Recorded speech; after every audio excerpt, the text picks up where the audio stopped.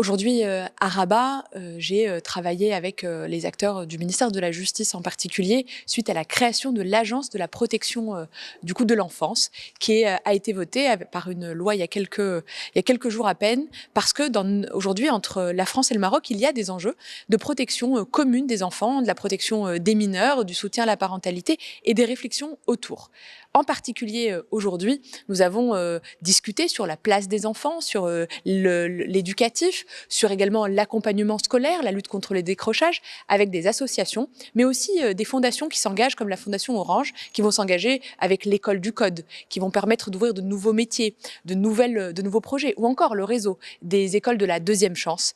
Parce que dans le fond, la jeunesse, les jeunesses aujourd'hui ont des moments clés, des nouveaux défis, des nouvelles opportunités, mais aussi des nouveaux dangers. Les nouvelles opportunités, elles peuvent être numériques. Les nouveaux dangers, c'est aussi parfois le numérique qui les apporte. Donc comment faire pour accompagner les jeunesses avec le monde associatif, avec aussi des évolutions législatives comme l'Agence de la protection de l'enfance. Je suis en déplacement au Maroc aujourd'hui en tant que haute commissaire à l'enfance pour participer à la 6e conférence internationale accueillie par le Royaume du Maroc de lutte contre aujourd'hui le travail forcé des enfants et l'exploitation des enfants. Pourquoi? Parce que protéger les enfants, protéger leurs droits fondamentaux, c'est lutter contre leur exploitation, c'est prévenir les dangers auxquels qu'ils peuvent connaître avec l'UNICEF, avec l'Organisation internationale du travail. Eh bien, la France a été un des pays pionniers européens avec les Pays-Bas et l'Allemagne pour faire de la lutte contre l'exploitation des enfants et en particulier l'exploitation sexuelle et la traite des enfants une priorité d'engagement. Comment?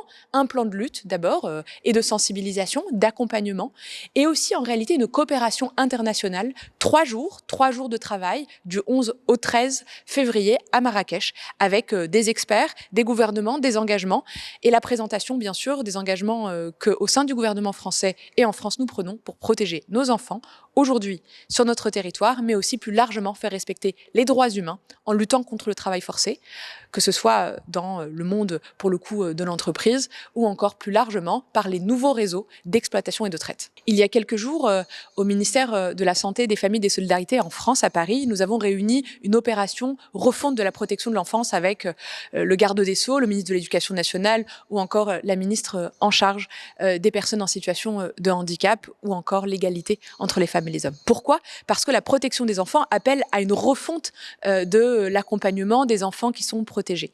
Aujourd'hui, à Rabat, j'ai eu la chance de travailler avec les acteurs du ministère de la Justice qui travaillent sur l'Agence de la protection de l'enfance qui vient d'être votée et qui va réfléchir également sur les statuts des assistants familiaux, des lieux d'accueil des enfants comme les villages SOS Enfants ou encore la question de la réinsertion quand un enfant a eu à connaître de la justice. Des enjeux absolument structurants pour notre société d'aujourd'hui et pour les enfants de demain et donc des travaux de coopération dans un seul et unique objectif, accompagner nos enfants, les faire grandir et les protéger. La journée de demain, et en particulier l'intérêt que porte sur l'Agence de la protection de l'enfance. Merci beaucoup.